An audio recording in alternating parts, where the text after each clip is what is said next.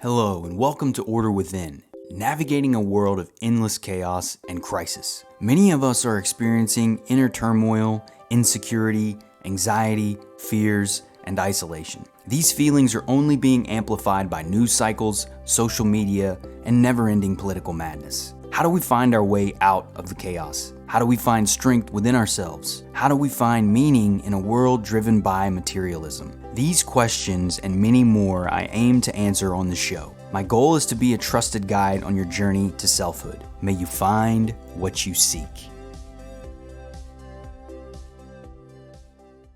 Hello everyone and welcome to Order Within. I'm your host, Brandon Ward, where we cover the inner terrain, navigating a world hell-bent on creating chaos and endless crises. And through that chaos, we find peace and strength within ourselves through self-governance. Now, today's episode is going to be covering how the world that we're experiencing, the outside world, what we consider the world outside of ourselves, is a reflection of our inner world.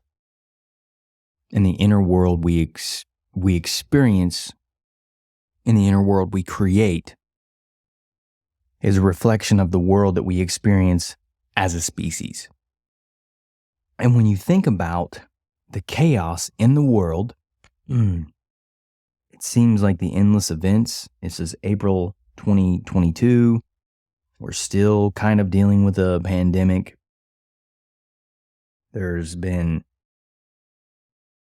governments changing laws. There's battles and debates over free speech, what should and should not be allowed on social media platforms, the authority that social media platforms should have, how our governments are structured, wars happening around the globe, like Russia, Ukraine, media, people fighting with one another about political parties and forgetting that we're human, but instead caring more about affiliations to certain politicians, inflation, food price rises, supply chain issues, quality of products and services declining, energy concerns, climate change. The list is massive. And I mentioned in last episode just depression rates, suicide rates, the life expectancy is declining.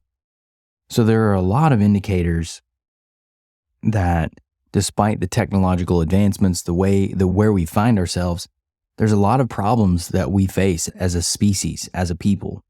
And how we address these problems, the way we can hit them head on, are going to determine how we're going to move through this situation and whether we're going to find our way out of it ultimately. Because if we don't make changes, if we don't do something differently than what we're already doing, we will continue to slide slowly into a dystopian world. I mean, if you look, it's funny how fiction points and teaches. Good, solid, quality fiction can show us the world that we need to prepare for and be aware of, and that exists around how all this trauma, all this chaos is keeping us in a constant state of fear and anxiety. And when we're in that state, when we're not connected to ourselves, when we're not aware of our inner world, when we're disconnected from who we truly are, we become easily manipulated and misled. And it's no wonder the world is chaotic like it is, because many of us are disconnected from ourselves. We're disconnected from within, and therefore we are being misled. We are being deceived.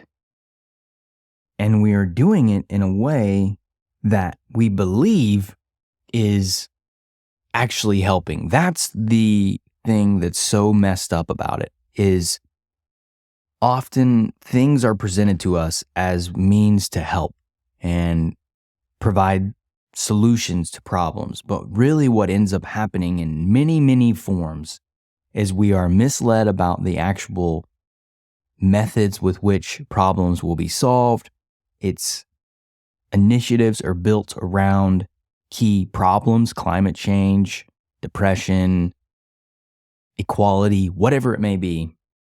And then those causes are abused and manipulated and don't go to the core solution that we're trying to solve, the core problem that we're trying to solve, and they go to the people who are running those organizations or running the government, whatever. And the individuals benefit at the expense of our culture, our society, our community of humans. And this is all built around the disconnect from ourselves. And if we're disconnected from ourself, if we have no awareness of ourself, of our inner world, if we're not aware of our thoughts, if we're not aware of our feelings, if we have no ability to nurture ourselves, if we have lost sight of our own needs, our own sacredness, caring for ourselves, honoring ourselves, listening to ourselves, really understanding what it is that we want and need to be fulfilled in the world. If we don't have that ability, if we're not doing those things, then the world will simply override and discredit and not look at ourselves either. So it's no wonder that this is happening. When we deny ourselves the connection to ourself, the world will go about doing the same thing. We're only giving it the means to do that. Our culture is built around that disconnect from ourself, which allows us to be manipulated and misled, because that's exactly what these organizations are doing. They're presenting public personas to what they're doing, what they're solving, what they're supposedly helping with, but then privately they're behaving very differently. And that's often what most people do. When we're not connected to our true self, we present a social self to the world that is built around ideas and concepts of what we believe to be the appropriate way to behave in the world that will lead us to the outcomes we desire. And ultimately what that does is it creates false selves living a idea, presenting and performing to the world when we're out around and talking to people and interacting. And then when we're away from that, we're something completely different. We're often being driven by our impulses, driven by our feelings, our thoughts. We may have drug and alcohol abuse problems that surfaces our true inner feelings, which are anger, frustration, hurt, sadness, because we're not honoring ourselves. And due to that lack of honoring, inside us is anger, is hurt, is fear, is anxiety, is isolation. We're separated. We're isolated from ourselves. So it's no wonder that so many of us feel isolated in this world, because we're isolated from ourselves. And it starts very early. It often starts with our family. Our family can often have a tough time accepting who we are as individuals, because kids, majority, are viewed as property or objects that their parents produced. They are viewed as a combination of the two parents that created them, and that's it. Never considering that the two parents came together to make that child, and their combination of those things created a unique being that's a mix of those parents and that individual. We bring with us a unique spark of life into the world, and that unique spark of life brings about an individualistic approach to existence and life, which is the self. So it's the combination of the creation of our parents that allows us to do these things. And then the third aspect is the unique component that we bring into the world. And so without that, we're pretending. And it's no wonder that we're angry, we're depressed, because while we're out in the world, we're faking it, and then we're privately away from the world. We're angry, we're upset, we're depressed, we're often abusing our friends, our family, whatever that may be. These cycles of abuse go on, and it starts with ourselves. That's the reflection, is the disconnect, the suppression. I said suppression, so suppression of self, the disconnect and the suppression of the self, the lack of awareness of the sacred self is what creates this chaos in our world, because it's a reflection of that same behavior inside of ourselves. The world reflects how we treat ourselves. And the society that we live in is a global collection of how we are treating ourselves. And so the more people that wake up, the more people that find awareness in themselves, the more people that connect with their true nature, the more our world will begin to reflect that change. The more society will begin to mold and reflect those changes within. It's a process. It happens one person at a time, and it is absolutely possible. But the way we transform our world is from within ourselves, not going out into the world and trying to fix other people, trying to fix others, all of these things. That's not the way we do it. It starts inside and moves from, it's contradictory. It feels contradictory. It doesn't make sense. It's like, why can't we fix the world? I just want to make the world a better place. I just want to help. I just want peace. I just want X, whatever it is. So many of us have these desires. But what we don't realize is that it's actually a shortcut to that work, because it makes us feel better. It feels easier if we focus all of our attention outside of ourselves on fixing the world, because it's something we can touch. It's something we can see. It's very objective. Whereas the inner world is very subjective, and it's unknown. It's scary. It's endless. It feels like an abyss. In a way it is. But that's only our initial misunderstanding of who we are and the lack of awareness about that inner state and the lack of tools, because we haven't been taught these things. We don't know how to manage and navigate this inner world. And so, coming back to the reflection of our world, when you see a world built on chaos like we have now, and when you see this slow slide into lower and lower quality of life, you're looking at a lack of sacredness. You're missing the sacredness in the world. And that sacredness starts within ourselves. We have to honor and recognize the sacredness of ourself first. And when you realize that the sacredness that lives in us, in each of us, in us as individuals, you start to see that the sacredness is in everything. And now some people, there are people, I don't know because I wasn't one of them, but there were points in my journey when I was early on that I could go out into nature and I could feel the sacredness. I could feel it. It validated its existence. Before I felt it in myself, I could look at the sky, I could look at the stars, I could look at the ocean and think, wow, this is incredible. What an insane idea. Like, how nuts is it that we're here on Earth? We have these bodies. We're in this world. There's all this beauty, all this craziness, all these challenges. And in those moments, you can taste it. You can feel just for a moment that sacredness. And that sacredness can remind us that it's real. It can show us that this is possible. And those little moments kept me going until I really found within that sacredness. And so we can start outside of our world, outside of ourselves. We can realize that sacredness around us, but it's always pointing us back to within. And until we find that interconnection of our sacred self, we will continue to devalue life. As a society, we value so little anymore.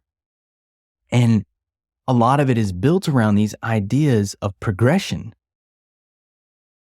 But we're not progressing if we don't value our existence, our life, if we don't honor those things, if we don't approach that with a sacredness and a care that goes beyond all this is just a thing that has no meaning, no purpose. It's random. Everything is random.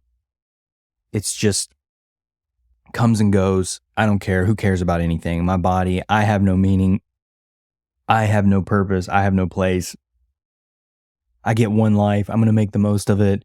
I'm going to live for pleasure. I'm going to fill myself with all the joys and pleasures that the world has to offer me. I'm going to eat. I'm going to have sex. I'm going to travel. I'm going to play video games. I'm going to do all these things. And that's the experience that I'm going to have. I'm going to live externally, chasing this dream outside of ourselves. That's what we've been sold. And that's the lie.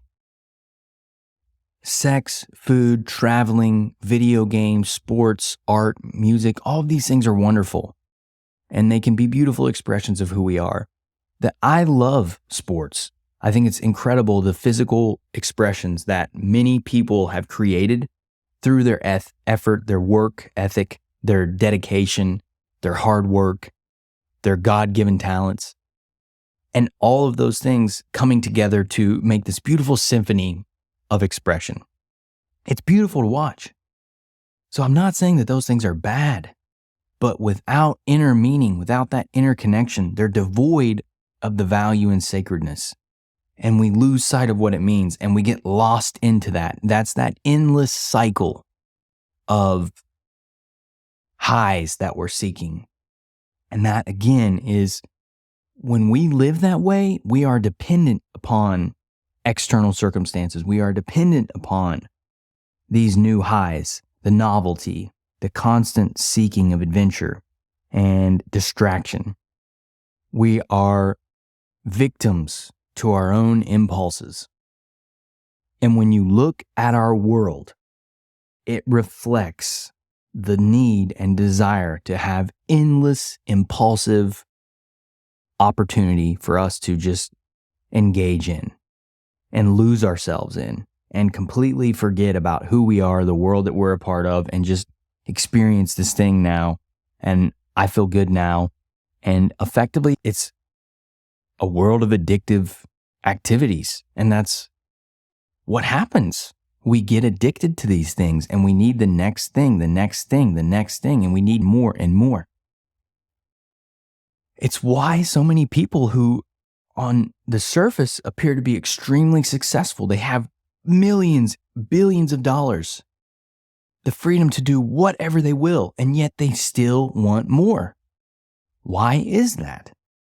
The endless pursuit. I genuinely believe it's because most people are not connected to their inner self, their sacred self. And so they have to constantly fill that void. When we are not connected to ourself, there's a void that's felt that we have to go about filling up from the world outside of ourself, through partners, through relationships, through drugs, through activities, through trips, through video games, whatever, porn. It's all of these things. Until we connect with ourself, we are driven by the external world and the need to have our void filled, that hole in ourself filled by the world. And once you connect to this, once you understand that sacredness from within, you begin to realize, you look around at the world and you see, wow, so many of us are lost. We are devoid of meaning and feeling. We're numbing ourselves and we are doing everything we can to try and fill that void. It's very sad. It's one of the huge motivators for me to start this podcast because I just feel for my brothers and sisters of humanity. I know because I've been through this so much. I was a pathetic, insecure, scared, depressed human for decades. And I simply refused to accept that as my reality.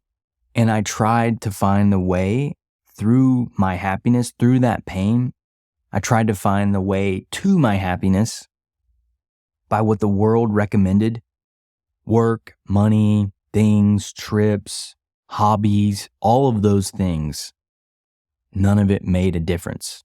None of it made a difference. And so until we realize that those things aren't the answer to what we're seeking, that the answer already lives within us, and that it's about connecting with that inner self that brings about the ability for us to live a life of meaning, we'll continue to suffer. We'll continue to see a chaotic world. We'll continue to see terrible events unfold until we recognize our responsibility within ourselves, and then to manage and navigate our worlds individually. If everyone on the planet simply embraced this responsibility and this inner work, if we realize the responsibility and the power that we have by doing this inner work, the world would transform. Because the steps to repair and heal our world, to find solutions to these problems that we face, would become visible through our sacred selves. The solutions live within us, and it's through our exploration of ourself and our connecting to who we are that allows us to unlock these possibilities. And until we do that, this is what will continue to happen. Because it's the natural way of life. Moving from within is truly the order of existence. It's the natural order. We've been deeply misled about the natural order. And what we're living now, the way we're living now, is not natural. And through coming connected with ourselves, that sacred self, we have the way to transform our world. And I genuinely believe we will. I think we're going to see incredible things happen in our lifetime.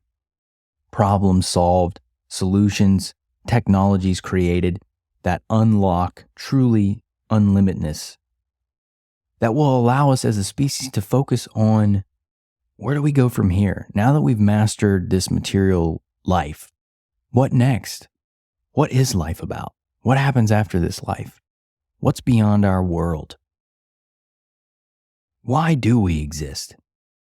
Why are humans different than the rest of the animal kingdom? Where does our conscious minds come from? The ability to question, the fact that we are conscious and self-aware and have that possibility. Why is that? There's this deep, sacred destiny that exists within humanity that's waiting to be unlocked.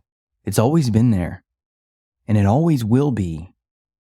That's the promise of life, of existence, that we've been given.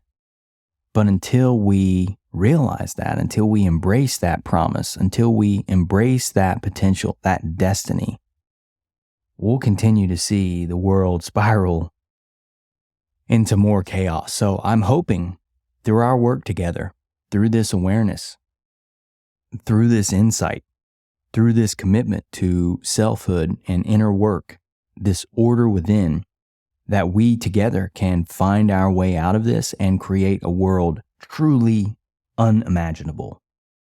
And I'm not talking about a utopia. I'm talking about a life lived deeply, where we are engaged and activated and living fully.